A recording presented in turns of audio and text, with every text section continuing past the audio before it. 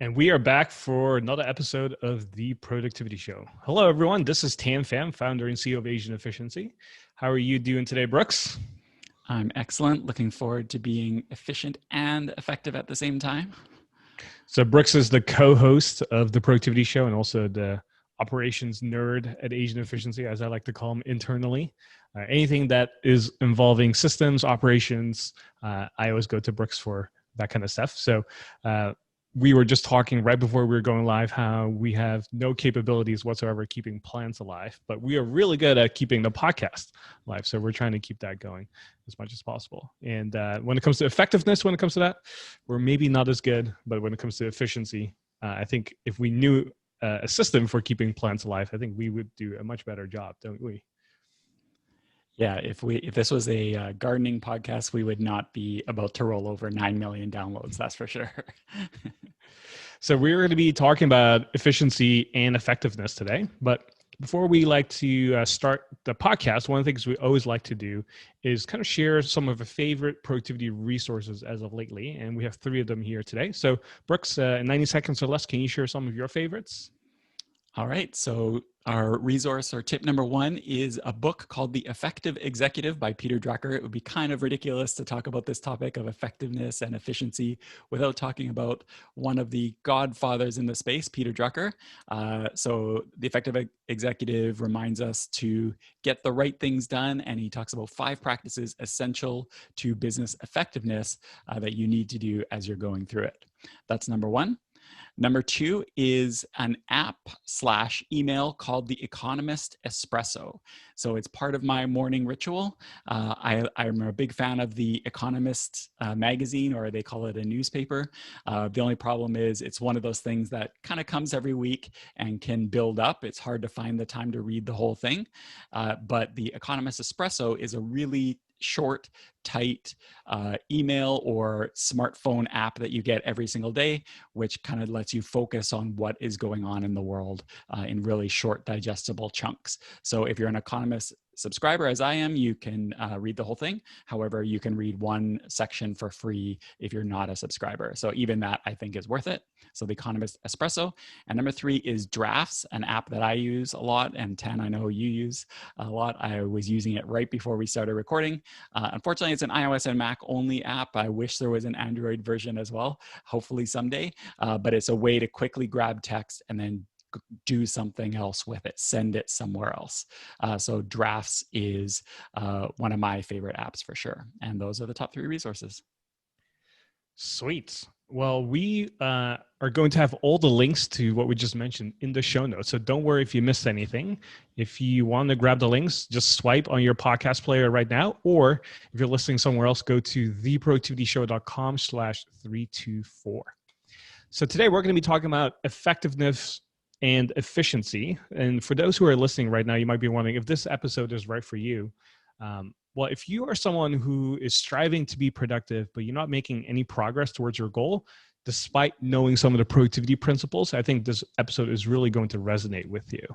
And also, if you're someone who is, perfectly capable of like getting stuff done, but you're not really getting the desired outcome, like you're working a lot, but you're not getting to where you want to be, then this episode is really going to resonate with you as well.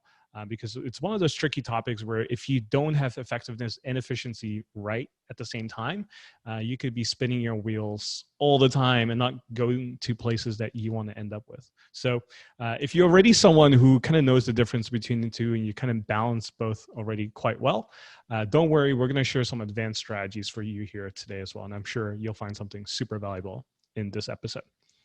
For those who've been listening to the podcast for a while, you probably know that we recently launched a premium version of our podcast called TPS Plus. So if you ever want to subscribe to TPS Plus, what it allows you to do is we have ad-free episodes on there, and you will also get episodes a week earlier. Plus, we're going to ask or we're going to host sessions where you can ask me and Brooks anything you want, and we'll have some bonus content produced in there as well. So every now and then we will release new content on there that is only for TPS Plus subscribers. So if you ever want to subscribe to that and support the Productivity Show, you can go to theproductivityshow.com/plus or just go to tps.com tps324.plus. If you subscribe and you become an annual member, you will get an awesome exclusive t-shirt as well called One Tweak a Week. And I also want to personally thank everyone who already subscribed. So go check out TPS Plus. All right, Brooks, let's talk about the difference between effectiveness and efficiency. And why are we talking about this topic today? Yeah, so effectiveness and efficiency. I feel like efficiency gets a lot of love in the productivity world. Everybody's trying to do things faster and better, and we're totally on board with that as well, obviously. However, you need to make sure that you're actually doing the stuff that you're actually doing more efficiently is what you should actually be doing, and this can be quite difficult for a lot of us. For myself personally, I'm I guess what I would call an executor. Like I like to take something and run with it. And it can be hard when you are that type of person who really likes completing things, getting things done, checking things off your checklist. It can be really difficult to take a step back and remember to think, the stuff that I'm checking off, are they things that I should actually be doing in the first place? So if efficiency is doing those specific tasks in a more optimized way, and we've talked a lot about that on the podcast, of course. And being efficient is like maximizing your productivity with minimal wasted effort. It's performing a task in the fastest, most optimal way possible. Whereas effectiveness is doing the right tasks regardless of kind of like how long it takes. Of course, you want it to be efficient, but the focus on effectiveness is doing the right things. So it's that balance of speed versus accurate, checking things off versus taking a step back, and you want to make sure that you're doing those things right.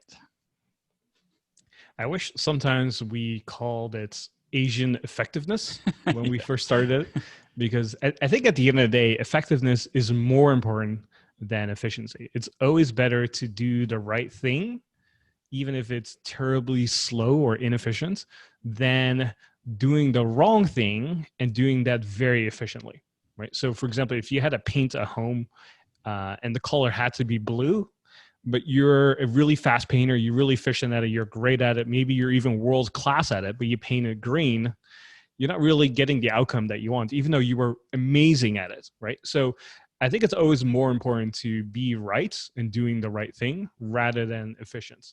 So even though the name is Asian efficiency, it kind of started off teaching people how to be efficient at the things that we're already doing. So for example, back in the day, we had like articles and stuff about automation and stuff like text expander, which helps you type faster. And one of the big ideas there was, well, if you're typing stuff already, you might as well do it efficiently. Hence, use something like text expander, which is available on Mac and Windows.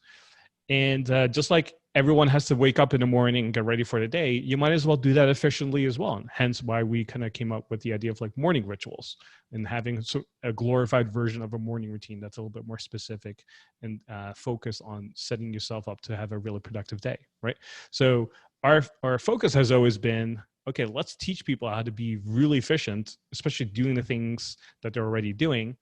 But there's a presupposition there, which is we want to make sure that you're always doing the right things in the first place. Because if you're not doing that, you're kind of like wasting a lot of time, effort, and energy, right? There's nothing worse than running enthusiastically in the wrong direction or driving around town, enjoying the ride, but then ending up at the wrong destination. That's not what we want. We want to make sure we get to the right destination and then also get there in the fastest way possible. That's ideally what we want to shoot for.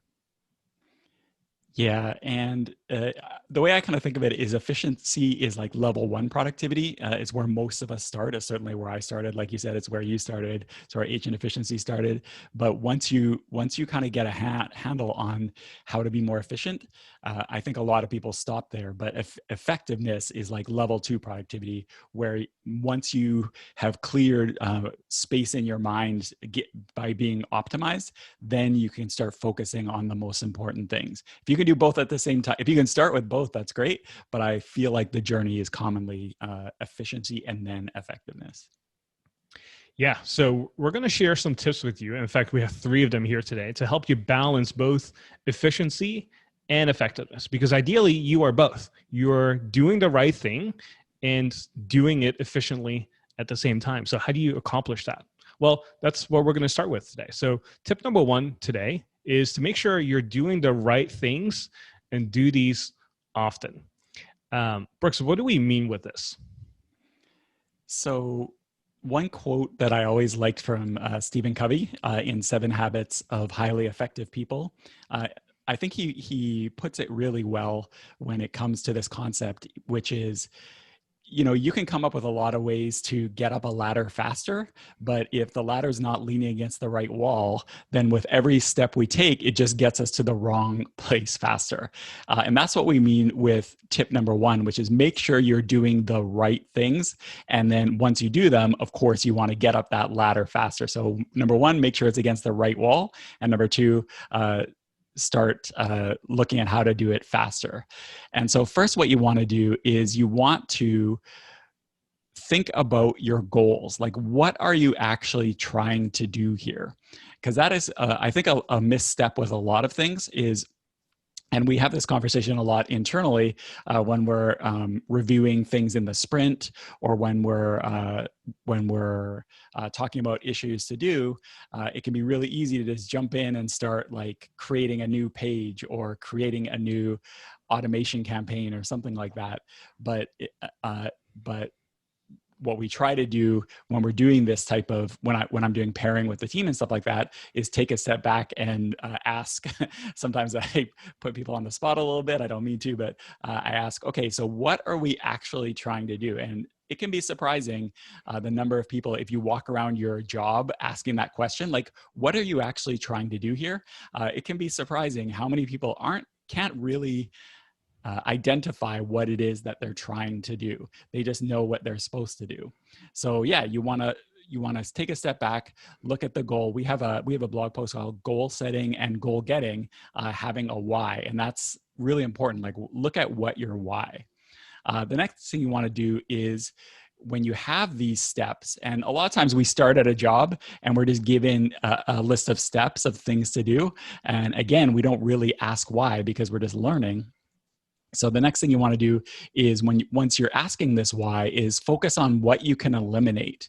And this is really, really important for everybody, but it's more critical the more you move up in the organization. And Tan, I'm sure you can speak to this. When you're running a business, it becomes like absolutely critical, if you're an entrepreneur, is focusing on what you can eliminate to make sure that you're like really zoned in on the right things. And we have a podcast called TPS324, which is the Overwhelm Survival Kit, where we talk about how you can look at things you can eliminate.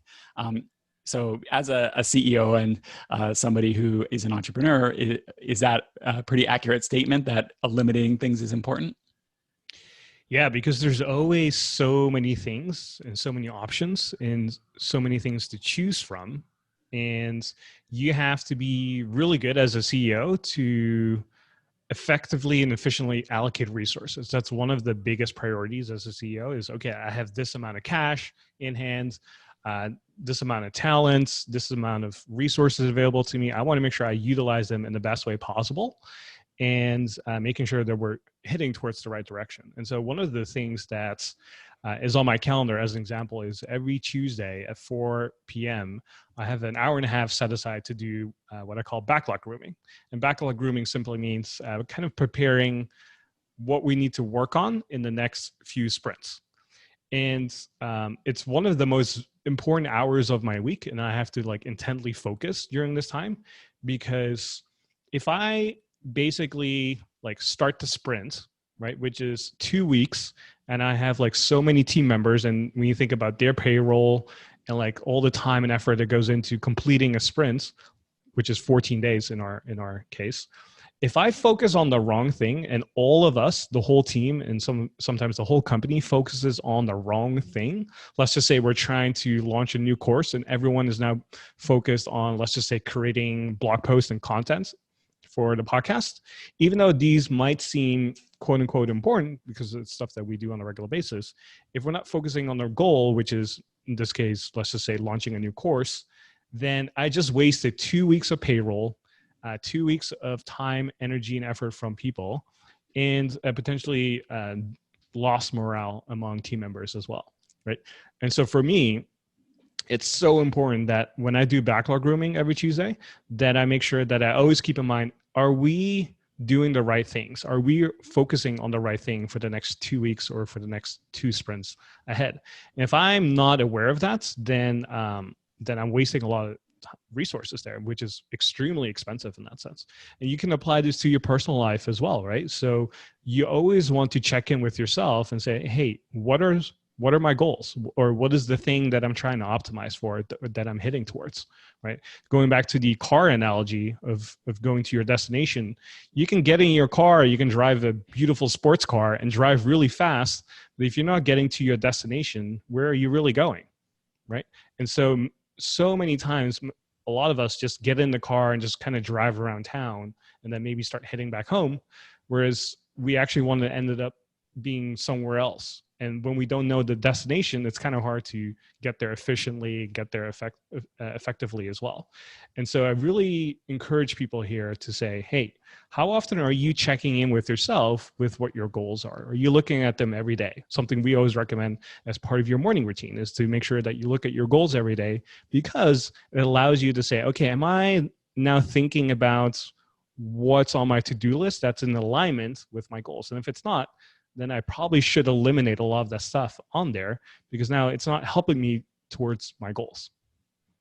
Yeah, and even if it's even going beyond the personal goals or work goals, we really recommend that when you do the things that you're doing in your workday, whatever they are, take a step back and just like, even if you don't feel comfortable going to your boss and asking, why are you doing this, or your supervisor or your coworkers, even if you don't feel comfortable verbalizing it, ask yourself, why is it that I'm doing this? And is this something that I need to do?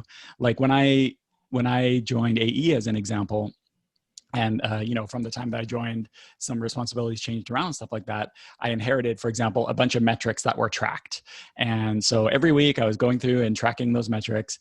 And then it occurred to me that I realized that a lot of these metrics we never actually talked about in meetings anymore. They weren't things that we ever actually referenced. So I'm sure they were important at one time. Like obviously, AE as a company, we don't do things generally unless they need to be done. But so clearly they were critical at a certain time, but obviously they weren't important anymore because we weren't kind of like talking about them anymore. So I looked through and started eliminating some of them. And that has saved me a ton of time every week, but it's something which then freed me to work on more important things.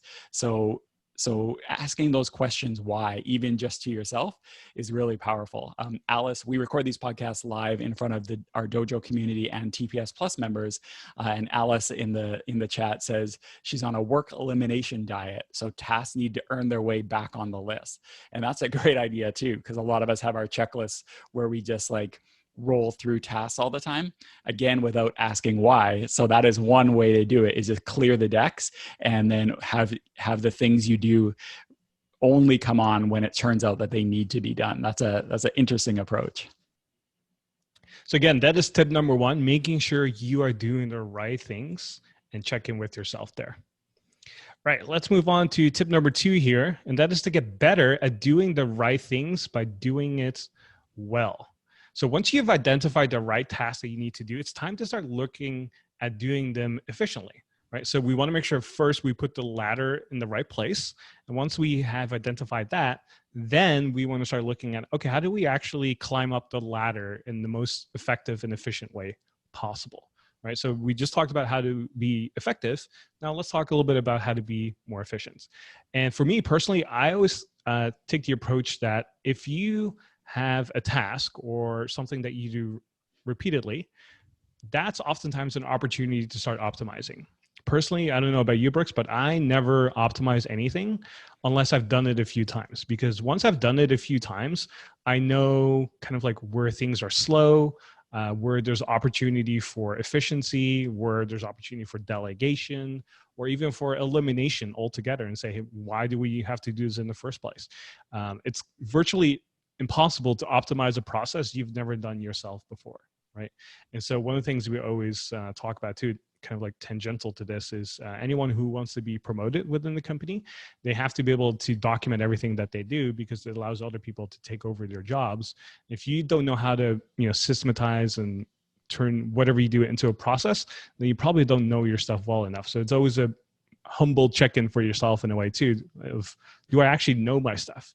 And you can look at your personal tasks, you can look at your stuff at work. There's just so many things you do recurring that is an opportunity for you to optimize. And there's a lot of things you do in your daily life, day-to-day living, that you repetitively do, like even brushing your teeth. Like, have you ever inspected how to brush your teeth even more efficiently?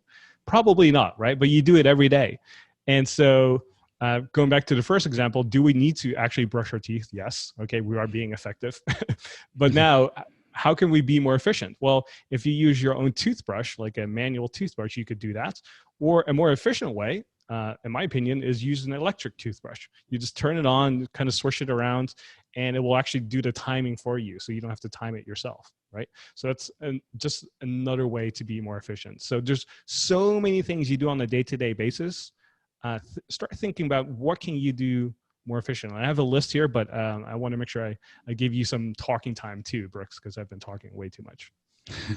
Yeah, there you go. Dental efficiency tips from the productivity show. You won't get this anywhere else.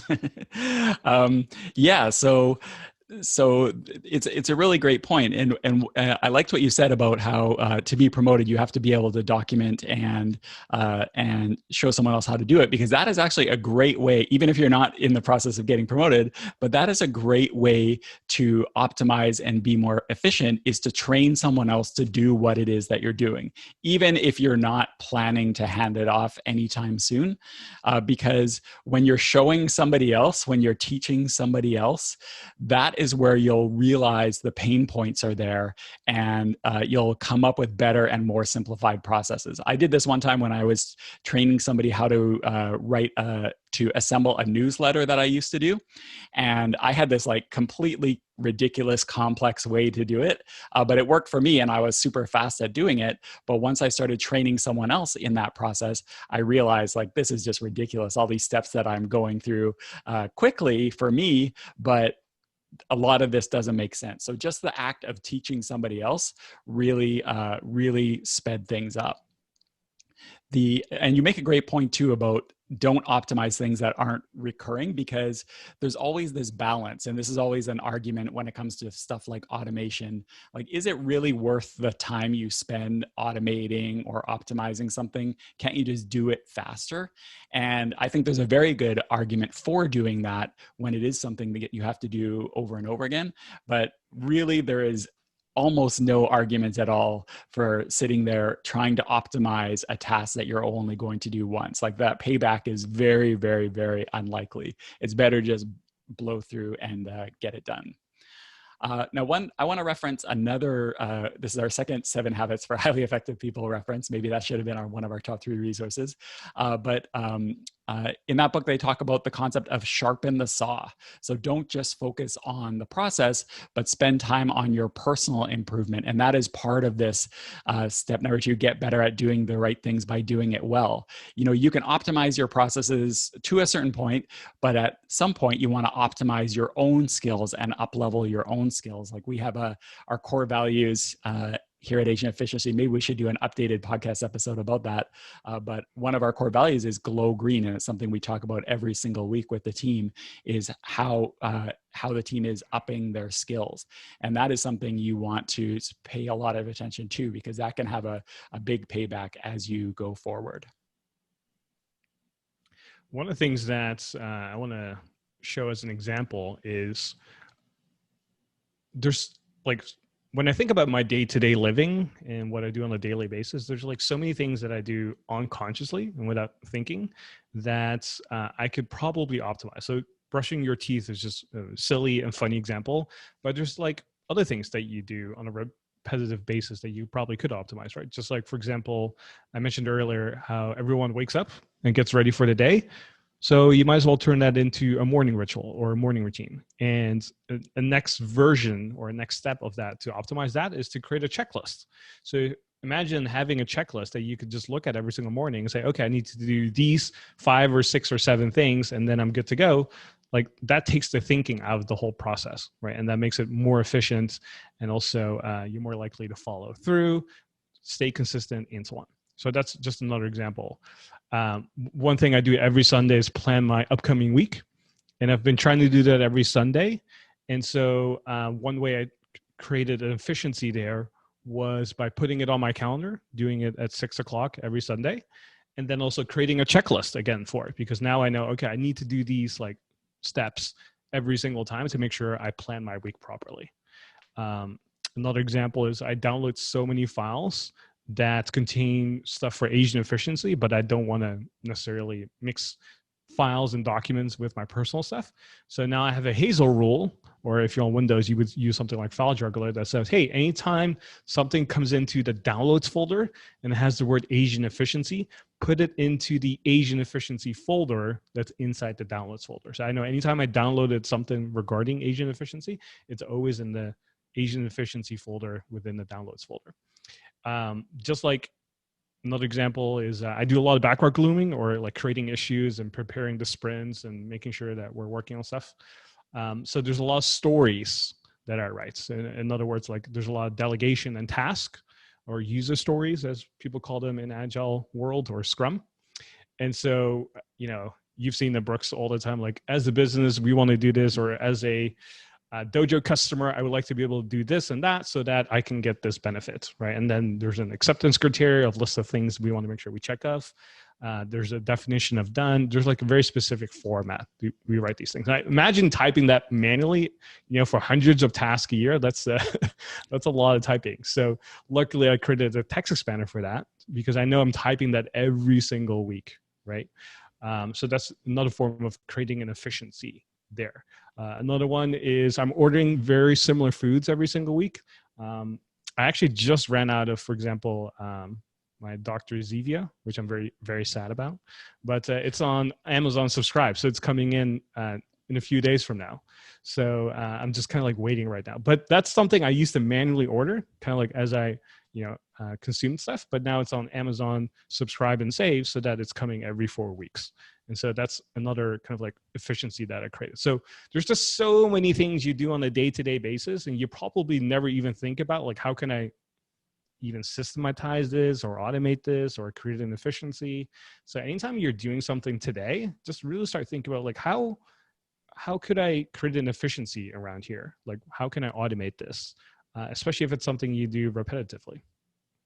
Dojo and TPS Plus members who join in on the live stream know that about 75% of the time when we start the video, Tan is taking a sip of Dr. Zevia. So the fact that he's out is like a podcast crisis. I don't know if we're going to be able to make it through this episode, but we'll see what we can do. Also, shout out to Dojo member Katie, who says she's multitasking a walk on the treadmill with watching and listening to the productivity show. So that's some next level efficiency and effectiveness going on right there. So nice job, Katie. So again, that is tip number 2. Get better at doing the right things by doing it well. Right, so let's move on to tip number 3 here, and assess how you can improve effectiveness and efficiency. And this is kind of what I just mentioned earlier, but many of us never really take a step back and think about, okay, am I being effective and am I being efficient? And if there's one thing to take away from today's episode, is to really start reflecting on this and reviewing whatever you're doing on a frequent basis.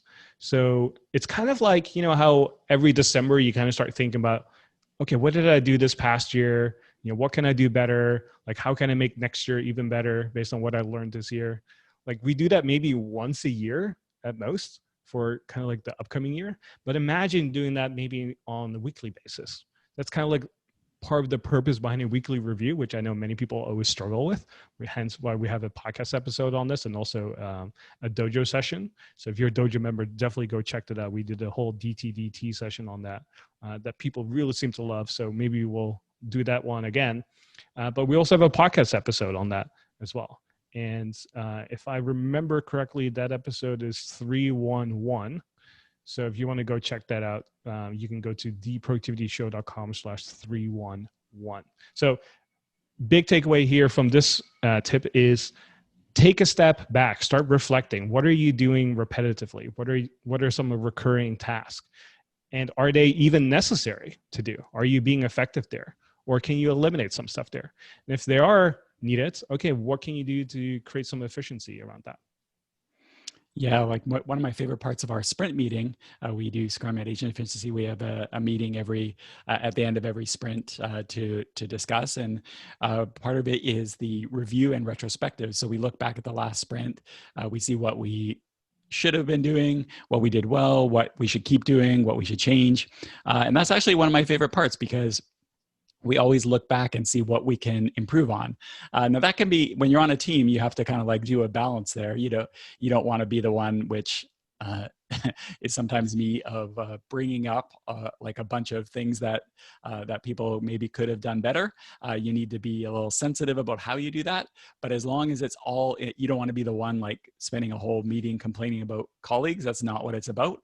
But if it's done in the spirit of here's how we can all improve, here's how we can work even better and reach even greater heights, if it's done in that spirit, it can be really, really helpful. And learning from your mistakes and learning how to be more effective. Sometimes we'll talk about, yeah, maybe this is not something we need to do anymore. So we'll make a decision in that meeting to just cut out a step that we're being effective there.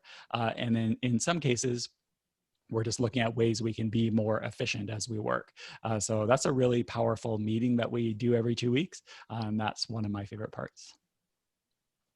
Yeah, this is the time when we start looking back and say, okay, this is what worked for us. How do we replicate that success? And this is what didn't work for us. And how do we prevent that from happening again in the future? And how many of you are in a company right now or in a team setting where you start looking back at what you guys did in the past few weeks or even months and actually did some learning from that?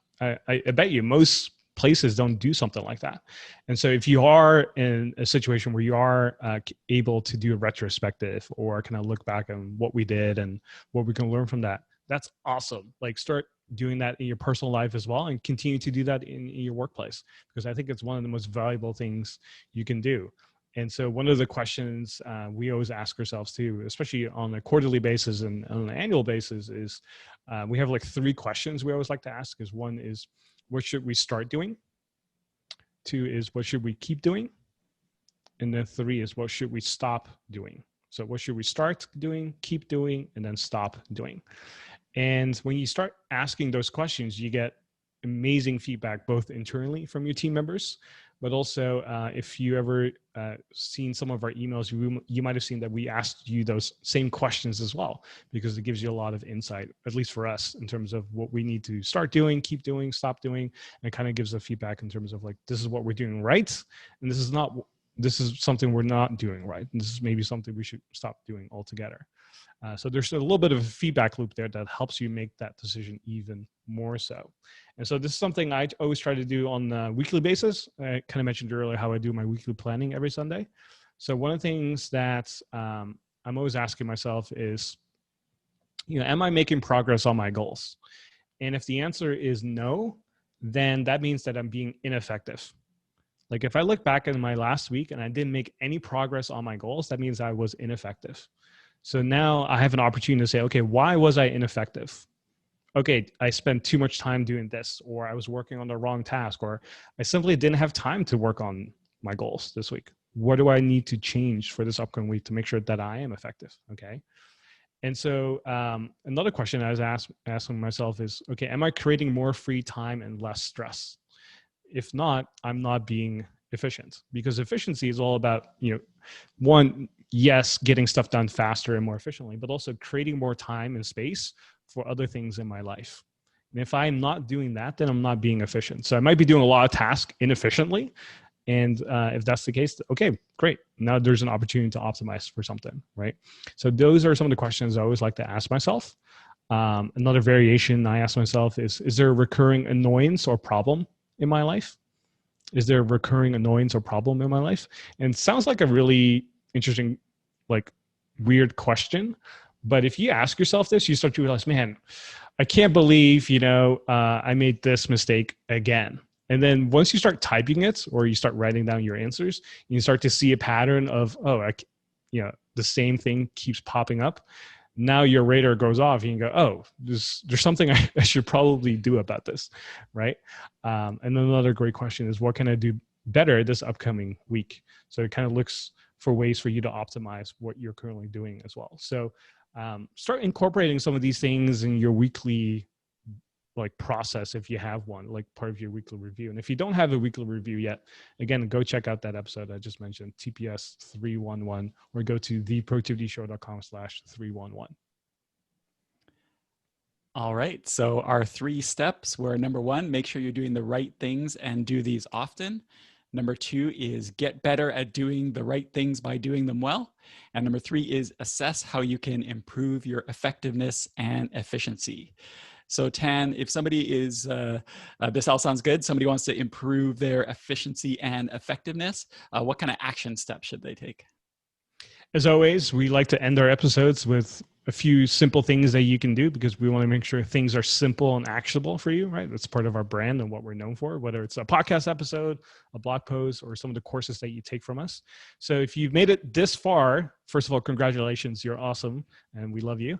But second, what I would recommend you do next is start taking note and keeping track of what you're doing, and start inspecting, could this be eliminated or could this be improved? And if so, what's next?